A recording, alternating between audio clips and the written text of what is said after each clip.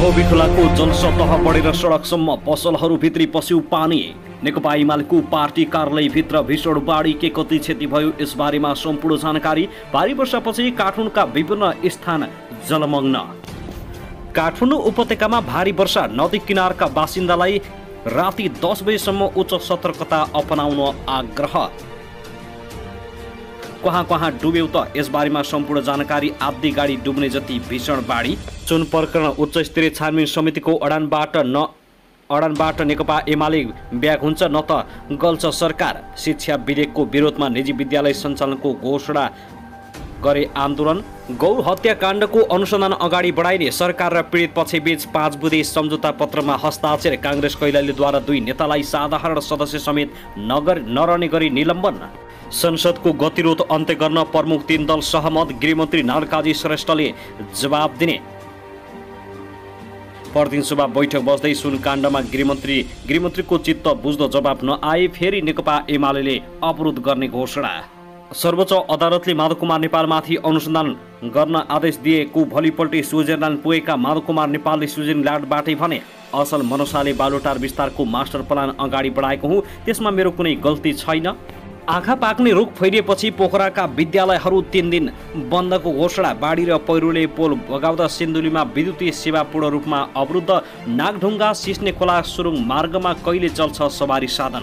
ललित निवास जग्गा प्रकरणका ठूला माछा माधव कुमार नेपाल र बाबुराम भट्टरामाथि अनुसन्धान सम्भव होला। संसद अवरुद्ध शीर्ष नेताहरूको दोस्रो चरणको बैठक पनि निष्कर्ष सकियो। संसद चल्दैन, मात्र बार्गेनिङ चल्छ। राष्ट्रिय स्वतन्त्र पार्टीका सभापति रवि लामिछानेको आक्रोश। नेकपा एमाले प्रति तोसीमा कार्कीको आक्रोश। अरे बाबा, प्रश्न सोध्नलाई सदन त चल्न दिनु पर्यो नि। संसदको गतिरोध अन्त्य गर्न शीर्ष नेताहरूको बैठक। आज बिहान सिंहदरबारमा बस्ने। प्रधानमन्त्रीसँग साउदी अरबका राजदूतको शिष्टाचार भेट। बागमती नदीमा खतराको घण्टी बज्यो। तटीय क्षेत्र डुबान र कटान। स्थानीयहरूको भागभाग। बस दुर्घटनामा रोल्पामा 2 जनाको मृत्यु, दर्जन भन्दा बढी घाइते। बनेपाको पुल बजार डुबानमा विभिन्न ठाउँमा बाढी र पहिरो। सुदूरपश्चिमको सेल्फी डाँडामा पहिरो, राजमार्ग अवरुद्ध, सडक चिराफिरा। सिक्रे दुबान पहिरो अपडेट। 5 जना बेपत्ता, 2 जनाको मृत्यु। पहिरोले मध्य पहाडी लोकमार्ग र कालीगण्टी करिडोर अवरुद्ध। खानीखोलामा पहिरोले 6 जना पुरिए, 1 को उद्धार। अविरल वर्षासँगै देशका विभिन्न भागमा बाढी पहिरो। नारायणघाट मुङ्लिक सडक खुण्ड अवरुद्ध। लट्ठीले हानेर छोराले गरी आमाको हत्या। र प्रस्तावित प्रधान न्यायाधीश श्रेष्ठको सुनाई प्रक्रिया अगाडि बढाउने समितिको तयारी।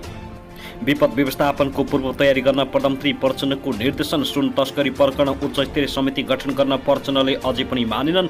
अब हेर्नुहोस् पूरा समाचार।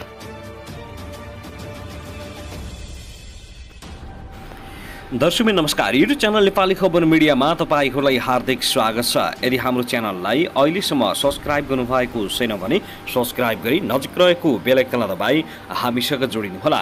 दर्शक सदा झैं आज पनि हामी तपाईहरुमाझ देशभरका विभिन्न समाचारका साथ उपस्थित भइसकेका छौं। यो भिडियोलाई अन्तिमसम्म हेर्नुहोला, साथै कहाँ देखेर देउनुहुन्छ, के भन्न चाहनुहुन्छ, तपाईको मनमा लागेका प्रतिक्रिया कमेन्ट बक्समा छोड्न नभुल्नुहोला। दर्शक के तपाईँ हाम्रो च्यानलमा नियमित श्रोता हुनुहुन्छ? यदि नियमित हुनुहुन्छ भने तल कमेन्ट बक्समा नियमित अथवा रेगुलर लेख्नुहोस्। नयाँ हुनुहुन्छ भने सब्स्क्राइब गर्न नभुल्नुहोस्, ताकि नयाँ अपडेटका साथ हामी तपाईहरुमाझ दैनिक रूपमा उपस्थित भइराख्नेछौँ। हाम्रा समाचार अपडेटहरू तपाईहरूलाई के कस्तो लागिरहेका छन्, जस्तो लाग्छन् त्यस्तै प्रतिक्रिया छोड्न नभुल्नुहोला। दर्शक आउनुहोस् आजको पहिलो खबरतर्फ लागौ। प्रतिनिधि सभाको मंगलबारको बैठक सञ्चालन हुने भएको छ। सुन तस्करीका विषयमा छानबिन गर्न उच्च स्तरीय छानबिन समिति गठन नहुँदासम्म संसद सञ्चालन हुन नदिने अडानसहित अवरोध गर्दै आएको प्रमुख प्रतिपक्षी दल नेकपा एमाले आज मंगलबार भने बैठक सञ्चालन गर्न दिएको छ। बैठकमा उपप्रधान तथा गृहमन्त्री नारायणकाजी श्रेष्ठले सुन तस्करी प्रकरणका विषयमा सम्बोधन गर्दैछन्। यसअघि छानबिन समिति नबनेसम्म संसद सञ्चालन गर्न नदिने अडानमा रहेको नेकपा एमाले मंगलबार गृहमन्त्रीको जवाब सुन्न तयार भएको छ। संसदमा अवरोध खुलाउने विषयमा मंगलबार दिउँसो प्रधानमन्त्री पुष्पकमल दाहाल प्रचण्डले बालोटारमा छलफल गरेका थिए। छलफलपछि नेकपा एमाले प्रमुख सचेतक महेश बर्तुलाले मंगलबार 3 बजेका लागि तोकिएको प्रतिनिधि सभाको बैठक सञ्चालन गर्न दिने बताए। हामीले पुरानै मागहरू राख्यौं तर कुनै पनि सहमति भएन। प्रधानमन्त्रीजीले उच्च स्तरीय छानबिन समिति गठन गर्न सहमत हुनु भएन, तर धेरै दिनसम्म संसद अवरुद्ध गर्ने कुरा कुराले भरम फैलिएको छ। सरकार र सत्तापक्षले प्रमुख प्रतिपक्षलाई गलाउने, थकाउने, निचोड केही नदिएर जनताका बीचमा भरम फैलाउने प्रयास गरिरहेको छ। त्यसैले आजको बैठक चल्छ। बैठकमा गृहमन्त्रीले सम्बोधन गर्दै हुनुहुन्छ, सांसदहरूले आफ्नो कुरा राख्नुहुन्छ, त्यसपछिको अवस्था हेरेर हामी अगाडि बढ्छौँ। उनले देशभरि बाढी पहिरोले क्षति पुर्याएको र जनजीविकाका अन्य सवालहरू समेत संसदमा उठाउन आवश्यक रहेको बताएका छन्। दर्शक महानुभाव, त्यसगरी आउनुहोस् अब अर्को खबरतर्फ लागौँ। रोल्पाको बागमारदेखि दाङको घोराईतर्फ जाँदै गरेको बस रोल्पाको त्रिवेणी गाउँपालिका 7 गैरी गाउँ स्थित चिरी गाउँमा दुर्घटना हुँदा 4 जनाको मृत्यु भएको छ भने 14 जना घाइते भएका छन्। मंगलबार दिउँसो 1 बजेपछि ना 5 ख 26 12 नम्बरको बस सडकबाट करिब 50 मिटर मुनि खसेर दुर्घटनाग्रस्त भएको हो। स्थानीयहरूका अनुसार तीव्र गतिमा गुडिरहेको बस चालकको नियन्त्रण बाहिर जाँदा दुर्घटनामा परेको थियो। दुर्घटनामा एक बालक भने भेटिएका छैनन्। प्रहरीले उनको खोजी कार्य जारी राखेको छ। विमानस्थलमा घटनास्थलमा घाइते र मृत्यु भएकाहरूको उद्धार जारी रहेको स्थानीय अगुवा डम्बरबहादुर पुनले जानकारी दिए। उनका अनुसार घटनास्थलमा उद्धारका लागि प्रहरी सहित स्थानीय खटेका छन्। मृतकको पहिचान हुन बाँकी छ। अझै मृतकको संख्या बढ्न सक्ने देखिएको छ। त्यसैगरी आउनुहोस् अब अर्को खबरतर्फ लागौँ। सर्लाही र रौतहट सीमा भएर बग्ने बागमती नदीमा जलसतहले खतराको सीमा नागेको छ। बाढी निकै बढेपछि बागमती सिँचाइ अन्तर्गत रहेको ब्यारेजका 35 वटा ढोका खोलिएको छ। आज बिहान 8 बजे नाप्दा बागमती नदीमा पानीको सतह 9 मिटर पुगेको पँधेरा दोभान जलसतह मापन केन्द्रका लीलाम्बर खनालले जानकारी दिए। सर्लाहीका प्रमुख जिल्ला अधिकारी इन्द्रदेव यादवका अनुसार बागमती नदीको सिँचाइ ब्यारेजभन्दा उत्तर पानीको सतह 6.5 मिटर बढी गहिराई भएपछि खतरा मानिन्छ। पानी निरन्तर परिरहेकाले बाढी बढेर जलसतह बढ्दै गएको बताइएको छ। प्रमुख जिल्ला अधिकारी यादवले निरन्तर वर्षा भइरहेकाले तटीय क्षेत्र बाढीको जोखिम रहेकाले उच्च सतर्कता अपनाउन समेत सर्वसाधारणलाई आग्रह गरेका छन्। बागमती नदीमा आएको बाढीका कारण अथवा नगरपालिका वडा नम्बर 1 र 4 अन्तर्गत खर्साल घाट, मलाह टोल 600 बिघा र बागमती बजार टोलको जमिन कटान गरेको छ भने 100 बिघाको मकै धान र तरकारी बाली नष्ट भएको स्थानीयले जनाएका छन्। उनका अनुसार बर्थवा हजरियाबाट रौतहटको समनपुर जाने बाटो समेत पूर्ण रूपमा अवरुद्ध भएको छ। साथै त पनि अविरल वर्षाका कारण खानी खोलामा पहिरोका कारण एकै घर परिवारका 6 जना सदस्य पुरिएका छन्। काभ्रे पलाञ्चोकको खानी खोला मकवानपुरको बागमती गाउँपालिका सिमानामा रहेको उक्त स्थान मकवानपुरको बागमती गाउँपालिकामा पर्छ। खानी खोला गाउँपालिका अध्यक्ष इन्द्रथिङका अनुसार खानी खोला 5 घर भई बागमती गाउँपालिका गएका एकै परिवारका 6 जना सिक्री दोभानमा पहिरोले पुरिएका हुन्। पुरिनेहरूमा अक्कर बहादुर स्याङताङ, उनकी श्रीमती शान्तिमाया, छोरी ज्वाइँ शिला साङताङ र जीवन प्रहरी छन्। साथै उनीहरूका 2 सन्तान 2.5 वर्षीय छोरा र 1.5 वर्षको छोरी पनि रहेका छन्। साथै पुरिएका मध्ये शान्तिमाया साङताङको उद्धार गरी मकवानपुरको भोलेरसुनीमा लगिएको छ। अवस्था चिन्ताजनक रहेको स्थानीयलाई उद्धृत गर्दै गाउँपालिका अध्यक्ष इन्द्रथिङले जानकारी दिए। पुरिएका मध्ये अन्यको खोजी कार्य जारी रहेको छ। अविरल वर्षातका कारण खानी खोला 5 मा रहेको दोस्रो लघु जलविद्युतको पावर हाउस पुरिएको छ भने भवन पनि जोखिममा रहेको छ। अरण्यको राजमार्गको बनेपा स्थिल पुल बजार पुरी डुबानमा परेको छ। साथै यता भने सोमबार रातिदेखि परेको अविरल वर्षाका कारण काठमाडौँ उपत्यकामा आएको बाढी र पहिरोमा फँसेका 17 जनाको उद्धार गरिएको छ। काठमाडौँ उपत्यकाका एसएसपी दिनेश राज मैनालीको अनुसार उपत्यकाभित्र विभिन्न ठाउँमा बाढी तथा पहिरोमा फँसेका 17 जनाको उद्धार गरिएको हो। अविरल वर्षाका कारण उपत्यका विभिन्न ठाउँमा बाढी पस्नुको साथै केही स्थानमा पहिरोले संरचनाहरूमा समेत क्षति पुर्याएको छ। कागेश्वरी मनोहरा नगरपालिका 7 मा पहिरोले टहरा भत्किँदा 16 वर्षीय किशोर घाइते भएका छन्। उनको उद्धार गरी केएमसी अस्पतालमा लगिएको एसएसपी मैनालीले जानकारी दिए। त्यस्तै बागमती किनारको सुन्दरीघाट सुकुम्बासी बस्तीमा 11 जना र त्रिपुरेश्वर स्थित टहरामा बसेका 2 जनाको उद्धार भएको छ। ललितपुरको सानिपा स्थित कालो पुल मुने जेसीबी डुबानमा पर्दा चालकको उद्धार गरिएको एसएसपी मैनालीले बताए। त्यस्तै भक्तपुरको हनुमन्ती खोला राम मन्दिर नजिकै पानीमा फँसेका 3 जना र मूल पानीमा अल्पत्र परेका 2 जनाको सकुशल उद्धार गरिएको छ। साथै हामीले भर्खरै मात्रै जानकारी भए अनुसार ठूलो वर्षाका कारण पहिरो खस्दा देशभर ठाउँ ठाउँमा सडक अवरुद्ध भएका छन्। अविरल वर्षाका कारण राष्ट्रिय गौरवको आयोजना मध्य पहाडी लोकमार्ग र कालीगण्डकी कोरिडोर अवरुद्ध भएको छ। साथै बागलुङ बुर्तिवाङ सडक खण्ड अन्तर्गत काटेखोला गाउँपालिका 6 इनार पानी र कोरिडोरको बागलुङ नगरपालिकाको गलुवामा पहिरो झर्दा सडक अवरुद्ध भएको हो। त्यस्तै दाङको घोराई लमै सडक खण्ड अन्तर्गत पनि लमै नगरपालिका 6 कुलमोहरामा पहिरो खस्दा सडक अवरुद्ध भएको छ। त्यसैगरी गैराती खसेको पहिरोका कारण चितवनको इच्छा कामना गाउँपालिका 6 मा रहेको कालीखोलामा पहिरो खसेसँगै नारायणघाट मुङलिङ सडक खण्ड पनि अवरुद्ध भएको छ। केही बेर सडक खुलाए पनि फेरि बन्द भएको छ। त्यस्तै हेटोडालाई काठमाडौँसँग जोड्ने 2 वटा छोटा राजमार्ग कान्ति लोकपथ र मदन भण्डारी राजमार्ग पनि अवरुद्ध भएको छ। साथै सुदूरपश्चिमका पहाडी जिल्ला जोड्ने भीमदत्त राजमार्ग अवरुद्ध भएको छ। भीमदत्त राजमार्गको खानी डाँडा र घोडीतोला क्षेत्रमा पहिरोले सडक भाँसिएपछि अवरुद्ध भएको थियो। त्यसैगरी पृथ्वी राजमार्गको दमौली डुम्रे सडक खण्ड अन्तर्गत व्यास 12 देउरालीमा सडक भाँसिएको छ। सिन्धुलीको सुनकसी गाउँपालिका 2 कमेरी फाँटमा पहिरो खस्दा धुलखेल बर्दिवास जोड्ने बीपी राजमार्ग पनि अवरुद्ध भएको छ। बीपी राजमार्ग अन्तर्गत नै रोसी गाउँपालिका 11 कालढुङ्गामा पनि सडक अवरुद्ध रहेको नेपाल प्रहरीले जानकारी दिएको हो। साथै म्याग्दीको रघु गङ्गा गाउँपालिका 3 बैसरीमा पहिरो खस्दा बेनी जोमसुम सडक खण्ड पनि अवरुद्ध भएको छ। साथै डडेलधुराको आलिताल गाउँपालिका 8 सुनखोलामा पहिरो झर्दा बतुडर जोगबुढा भित्री सडक खण्ड पनि बन्द भएको छ। दर्शक महानुभाव, त्यसगरी भर्खरै मात्रै प्राप्त समाचार अनुसार प्युठानको माण्डवी गाउँपालिका 1 गर्जनीमा पहिरो खस्दा भालुबाङ प्युठान रोल्पा सडक खण्ड अवरुद्ध रहेको प्रहरीले जानकारी दिएको हो। त्यस्तै पाल्पाको 3औं गाउँपालिका 3 ड्याम साइटमा पहिरो खस्दा सिद्धार्थ राजमार्ग एकतर्फी बन्न पुगेको प्रहरीको भनाइ छ भने ठाउँ ठाउँमा सडक बन्द भएकाले सडकको अवस्थाबारे जानकारी लिएर मात्रै यात्रा गर्न सबैलाई प्रहरीले अनुरोध गरेको छ। दर्शक, त्यसगरी आउनुहोस् अब अर्को खबरतर्फ लागौं। ललित निवासको जग्गा हिँड बिना प्रकरणमा नेपाल प्रहरीले गहन रूपमा अनुसन्धान अगाडि बढाएको जनाएको छ। सर्वोच्च अदालतले समेत तल्लो तहका व्यक्तिहरू मात्रै अनुसन्धानका दायरामा आएकाले निर्णयकर्ता र त्यसको पालनामा प्रत्यक्ष संलग्नहरूलाई समेत अनुसन्धानको दायरामा ल्याउन आदेश दिएकी बेला 4 पूर्व मन्त्री विरुद्ध समेत पक्राउ पूर्जी लिएर अनुसन्धानलाई थप तीव्रता दिएको हो। उक्त जग्गा प्रकरणमा प्रहरीको केन्द्रीय अनुसन्धान ब्युरोले अनुसन्धान गरिरहेको छ।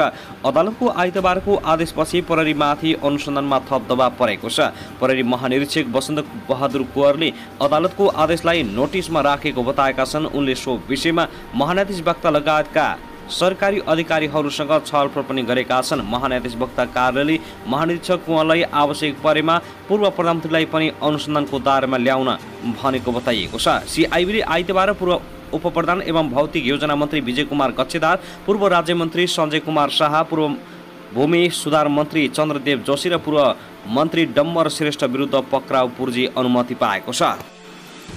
साथै यता भने 100 किलो सुन तस्करी प्रकरणका आरोपितमाथि अनुसन्धान गर्न नेपाल प्रहरीको केन्द्रीय अनुसन्धान ब्युरो सिआइबीले 7 दिनको म्याद पाएको छ। अभियुक्तलाई काठमाडौँ जिल्ला अदालत पेश गरिएकोमा अदालतको आदेशले उनीहरूमाथि अनुसन्धान गर्न सिआइबीले 7 दिनको म्याद पाएको हो। राजस्व अनुसन्धान विभागको हिरासतमा रहँदा उनीहरूलाई उच्च अदालत पाटनबाट म्याद थप गरी अनुसन्धान हुँदै आएको थियो। अब भने जिल्ला अदालत काठमाडौँबाट आवश्यक प्रक्रिया अगाडि बढ्नेछ। म्याद मिलानपछि आजै उनीहरूलाई 7 दिन हिरासतमा राखेर अनुसन्धान गर्न थालिएको प्रहरी प्रवक्ता कुबेर कडातले जानकारी दिएका छन्। प्रहरीको केन्द्रीय अनुसन्धान ब्युरो सिआइबीले प्रहरी उपरीक्षक एसपी सञ्जय सिंह थापालाई अनुसन्धान अधिकृत तोकेर 100 किलो सुन तस्करी प्रकरणको अनुसन्धान थालेको छ। उक्त घटनाको अनुसन्धान गर्न आइतबार विभागले सिआइबीलाई हस्तान्तरण गरिएको थियो। राजस्व अनुसन्धान विभागले यही साउन 3 गते त्रिभुवन अन्तर्राष्ट्रिय विमानस्थलको भन्सार कार्यालय अगाडिबाट ब्रेक सुमा हालेर ल्याइएको अन्दाजी 100 किलो सुन बरामद गरेको हो। झन्डै 20 दिन अनुसन्धान गरेपछि प्रधानमन्त्रीको निर्देशनमा थप अनुसन्धानको जिम्मा सिआइबीलाई दिएको छ। दर्शक महानुभाव, त्यसगरी आउनुहोस् अब अर्को खबरतर्फ लागौं। कर्णालीका जिल्लामा चामल र नुनको सधैँ पिरलो हुन्छ। मुगुमा जनताले नुन पाउने कठिन छ, अर्थात् मुगाली जनताका लागि नुन जस्तै महँगो छ। नुन भने यति बेला देशको राजधानी काठमाडौँमा सुन तस्करीको किचलो चलिरहेको छ। अहिले कर्णाली प्रदेशको विकट जिल्ला मुगुमा चामल भने छैन। मौजात प्राप्त नहुँदा खाद्य व्यवस्था तथा व्यापार कम्पनी लिमिटेडले चामल बिक्री वितरणमा रोक लगाएको छ। कम्पनीले एक सातादेखि चामल बिक्री वितरणमा रोक लगाएसँगै खाद्य व्यवस्था तथा व्यापार कम्पनी पुगेका उपभोक्ता रित्तो हात फर्किन बाध्य भएका छन्। भौगोलिक विकटताका कारण खाद्यान्न उत्पादनमा कमी हुने भएकाले यो समस्या वर्षेनी दोहोरिने गर्छ। खाद्यान्न पर्याप्त नभएका कारण खाद्य व्यवस्था तथा व्यापार कम्पनी लिमिटेड मुगले साउन 11 गतेबाट चामल बिक्री वितरणमा रोक लगाएको छ। कम्पनीले चामल बिक्री रोकेपछि यस्तो सस्तो मूल्यमा खाद्यान्न लिन पुग्ने मुगका बासिन्दा रित्तो हात फर्किने गरेका छन्। मुगमा आर्थिक वर्ष 2079-80 को स्वीकृत कोटा जिल्लाभरि 26,950 क्विन्टल थियो, तर समयमा ढुवानी ठेक्का नलगाउँदा कोटा अनुसार मुगमा चामल पुगेको छैन र त्यहाँका बासिन्दाहरू भोक्कै बस्न बाध्य भएका छन्। दर्शक त्यसैगरी आउनुहोस् अब अर्को खबरतर्फ लागू। राष्ट्रिय स्वतन्त्र पार्टीका सभापति तथा प्रतिनिधि सभा सदस्य रवि लामिछानेले संसद रोकेर बार्गेनिङ भइरहेको आरोप लगाएका छन्। सामाजिक सञ्जाल फेसबुकमा लेख्दै सभापति लामिछानेले सरकार र प्रमुख प्रतिपक्षी दल नेकपा एमाले सदन बन्द गरेर बार्गेनिङ गरेको आरोप लगाएका हुन्। वर्षदेखि देशलाई कसरी प्यारालाइज गरिएको छ भन्ने राम्ररी बुझ्दैछौँ। कयौँ कानुन बनाउनु पर्नेछ, कयौँ संशोधन छन्, जनसरकारका कयौँ मुद्दामा छलफल र निर्णय गर्नु छ, तर संसद चल्दैन, बार्गेनिङ चल्छ, मात्र बार्गेनिङ। सुन तस्करी प्रकरणको निष्पक्ष छानबिन गर्न समिति बनाउनु पर्ने माग गर्दै प्रमुख प्रतिपक्षी दल नेकपा एमाले गत साउन 10 गतेदेखि संसद अवरुद्ध पार्दै आइरहेको छ। नेकपा एमालेको अडानको कारण सोमबार दिउँसो 1 बजेका लागि बोलाइएको प्रतिनिधि सभा र राष्ट्रिय सभा बैठक नै नेकपा एमाले अवरोध गरेका कारण स्थगित भएको थियो। दर्शक महानुभाव, त्यसैगरी संघीय संसद अन्तर्गत प्रतिनिधि सभाको बैठक आज पनि बोलाइएको छ। अवरोध हटाउने विषयमा शीर्ष नेताहरूबीच सहमति जुट्न नसक्दा बैठक आजसम्मका लागि स्थगित भएको हो। सभामुख देवराज घिमिरे र प्रमुख 3 दलका शीर्ष नेताहरूबीच दिनभर भएको छलफलमा सहमति हुन नसकेपछि प्रतिनिधि सभाको बैठक पनि सूचना टाँसेर स्थगित भएको हो। बैठक आज दिउँसो 3 बजेका लागि बोलाइएको छ।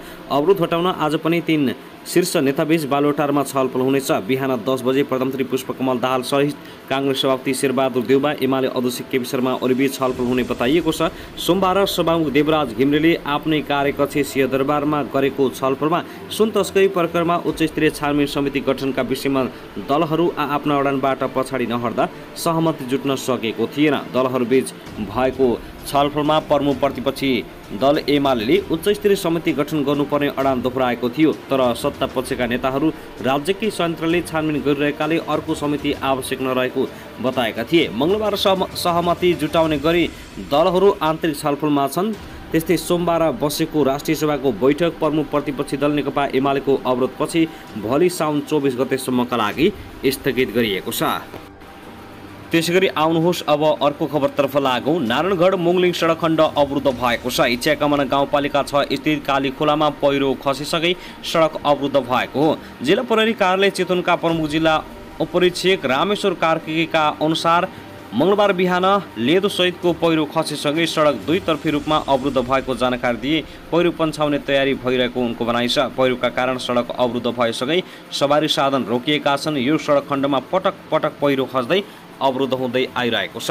दर्शकबिन त्यसैगरी आउनुहोस् अब अर्को खबरतर्फ लागौँ। सुन तस्करी प्रकरणमा माओवादी केन्द्रका नेताहरूको नाम जोडिएपछि नेकपा माओवादी केन्द्रका अध्यक्ष एवं प्रधानमन्त्री पुष्पकमल दाहाल पर्सनली नछुड्ने बताएका छन्। यही साउन 17 गतेदेखि राजधानीमा चलेको केन्द्रीय समिति बैठकको समापन क्रममा उनले यस्तो बताएका हुन्। पर्सनली आफ्नै पार्टीका नेता भए पनि भ्रष्टाचार र अनियमिततामा संलग्नलाई कुनै पनि हालतमा नछुड्ने चेतावनी दिएका छन्। भ्रष्टाचार विरोधी अभियानमा आफ्ना र अरू नभनी दोषी ठहरिएकालाई कडा कारबाही गरिने उनको भनाइ छ। पार्टीका उपाध्यक्ष कृष्णबहादुर महराको नाम इलेक्ट्रिक चुरोड भेपमा लुकाएर ल्याएको सुन तस्करी प्रकरणमा जोडिएको भन्दै बैठकमा नेताहरूले महराप्रति पनि छानबिन हुनुपर्ने बताएका थिए। पर्सनले भने, तपाईलाई म प्रष्टसँग भन्छु, यसमा आफ्ना वा अरू भनिने छैन। आफ्नै टाउकोमा आगो सल्काएर मात्र हामीले यो अभियानलाई निष्कर्षमा पुर्याउन सक्छौँ। प्रधानमन्त्री दाहालले भने, त्यसैले तपाईहरू कोही पनि भ्रमित नहुनुहोला। सरकार दृढतापूर्वक अगाडि बढ्छ।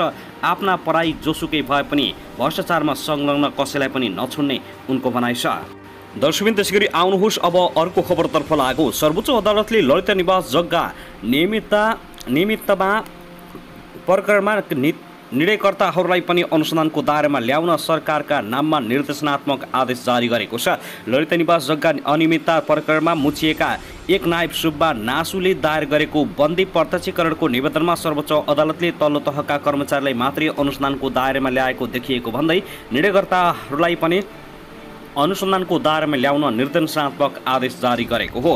सर्वोच्च अदालतको आदेशमा भनिएको छ, नेपाल सरकार मन्त्री परिषदको निर्णय तथा निर्णय प्रमाणित गरी कार्यान्वयन तहमा प्रत्यक्ष रूपमा संलग्न हुनेहरू मन्त्रालय स्तरमा सो निर्णय गर्न किटानी प्रस्ताव पेश गर्ने वा प्रस्तावमा संलग्न माथिल्लो तहको पदाधिकारी वा अधिकारीको पदसोपान अनुसन्धानकर्ताको सवाल बमोजिमको पिरामिडको माथिल्लो तहबाट समेत गरी अब उपरान्तको थप अनुसन्धान कार्य अविलम्बन सम्पन्न गराउनु पनि यो आदेश जारी गरिदिएको छ। सर्वोच्चले आदेशमा 3वटा मन्त्री परिषद बैठकको निर्णय नै उल्लेख गरेको छ। आदेशमा उल्लेखित मध्ये 29 चैत्र 2066 बालुवाटारको प्रधानमन्त्री निवास विस्तार गर्ने र त्यस क्रममा मोही र निजलाई जग्गा धनीलाई सरकारी र सार्वजनिक जग्गा सट्टा भर्ना गर्ने निर्णय भएको थियो।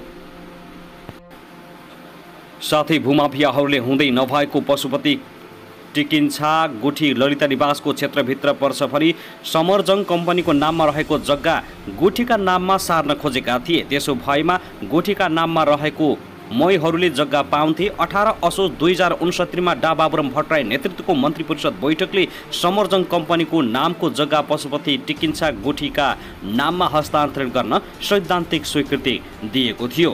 सर्वोच्च अदालतको आइतबारको आदेशमा नेपाल सरकार मन्त्री परिषदको निर्णय तथा निर्णय प्रमाणित गरी कार्यान्वयन तहमा प्रत्यक्ष रूपमा संलग्न हुनेहरूमाथि अब उपरान्तको थप अनुसन्धान कार्य अविलम्ब सम्पन्न गराउनु भनिएको छ। आदेशमा स्पष्ट रूपमा व्यक्ति वा पदाधिकारी किटा नगरी मन्त्री परिषदको निर्णय मात्रै भनिएको छ। सर्वोच्च अदालतको आदेशबाट मन्त्री परिषदको निर्णय प्रमाणीकरण गर्ने मुख्य सचिवहरू पनि छानबिनको दायरामा आउनेछन्। ललिता निवासबारे दुई सरकारले निर्णय गर्दा माधव प्रसाद घिमिरे र लीलामणि पौडेल मुख्य सचिव थिए। घिमिरे त्रिशुलीमा भएको जीव दुर्घटनामा दिवंगत भइसकेका छन्। आदेशबारे एक सरकारी वकिलले आइतबारको आदेशले मन्त्री परिषदको निर्णयकर्तालाई पनि छानबिनको दायरामा ल्याउन आदेश दिएको बताइएको छ। साथै सर्वोच्च अदालतको आदेशले छानबिनको दायरामा पर्ने पूर्व प्रधानमन्त्री माधव कुमार नेपाल र डा बाबुराम भट्टराई तत्कालीन मुख्य सचिव लीलामणि पौडेल अख्तियारको अनुसन्धान दायरामा पनि आएका थिए र उनीहरूलाई दुवैजनालाई पक्राउ गरेर अनुसन्धान गर्न सर्वोच्चले आदेश दिएको हो। साथै यो विषयमा भने पूर्व प्रधानमन्त्री डा बाबुराम भट्टराईले आफ्नो प्रधानमन्त्री कालमा भएको ललिता निवास जग्गा प्रकरण सम्बन्धी निर्णयको छानबिनमा पूर्ण रूपले सहयोग गर्ने प्रतिक्रिया दिएका छन्। सर्वोच्च अदालतले निर्णयकर्तासम्मै अनुसन्धान गर्न निर्देशन दिएपछि डा भट्टराईको यस्तो प्रतिक्रिया आएको हो। उनले अख्तियार दुरुपयोग अनुसन्धान आयोगले गरेको छानबिनमा पनि सहर्ष सहयोग गरेको जानकारी दिएका छन्। उनले ट्विटरमा लेखेका छन्, ललिता निवास लगायत जुनसुकै प्रकरणमा राज्यका मन्त्री परिषद लगायत सबै तहबाट भएका निर्णयहरू उप निष्पक्ष छानबिन गरेर कानुन विपरीत राज्यलाई नोक्सान हुने निजी लाभ लिने ढङ्गले कार्य गरेको भए जतिसुकै उच्च तहको व्यक्ति भए पनि कानुन अनुसार कारबाही गर्नुपर्छ र देशमा विधिको शासन कायम गर्नुपर्छ भन्ने मेरो आजीवन मान्यता र प्रतिबद्धता रहेको छ। अन्ततः मेरो परमकालमा भएका सबै निर्णयहरूको निष्पक्ष छानबिन गर्न र आवश्यक कारबाही गर्न सरकार र सम्बन्धित निकायलाई मेरो विनम्र आग्रह छ।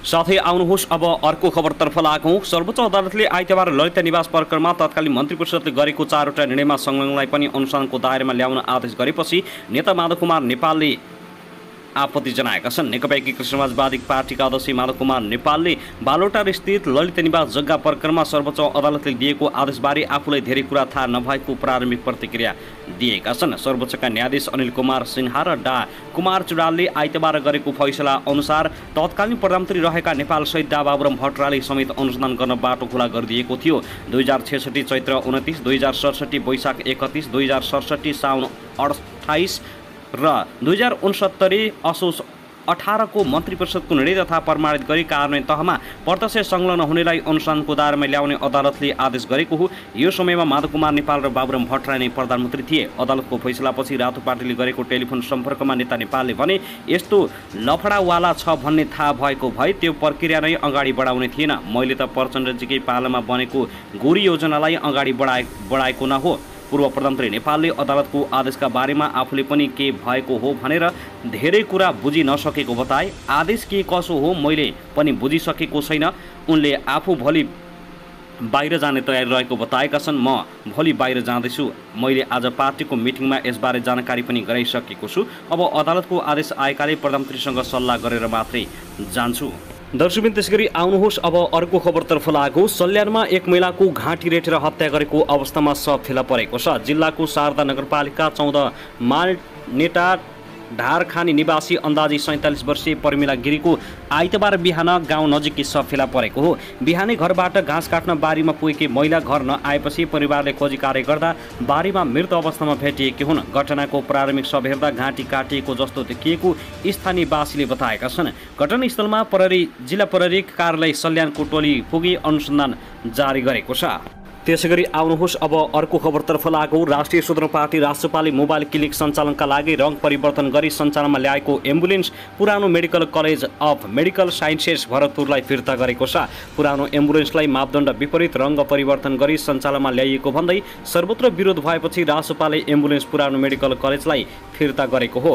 राष्ट्रपाका सभापति रवि लामिछानेले चितवन क्षेत्रमा 2बाट आफू विजयी भएको 100 दिन पुगेको अवसरमा 65 वर्ष माथिका वृद्धलाई टोलमा पुगेर निःशुल्क स्वास्थ्य सेवा दिने घोषणा गर्दै मोबाइल क्लिनिक सञ्चालनमा ल्याएका थिए। त्यसका लागि उनले पुरानो मेडिकल कलेजमा रहेको ना 2 ख 5619 नम्बरको पुरानो एम्बुलेन्समा नीलो रङ लगाएर एम्बुलेन्स लेखिएको पनि मेटाएका थिए। उनले रङ परिवर्तन गर्दै एम्बुलेन्स लेखिएको ठाउँमा मोबाइल क्लिनिक लेखेर एम्बुलेन्स प्रयोग ल्याएका थिए। पुरानो एम्बुलेन्सलाई मापदण्ड विपरीत प्रयोगमा ल्याइएको भन्दै राष्ट्रपाको आलोचना भएपछि एम्बुलेन्स फिर्ता गरिएको हो। उक्त एम्बुलेन्स 2069 सालमा भारत सरकारले पुरानो मेडिकल कलेजलाई सहयोग गरेको एम्बुलेन्स भएको बताइएको छ।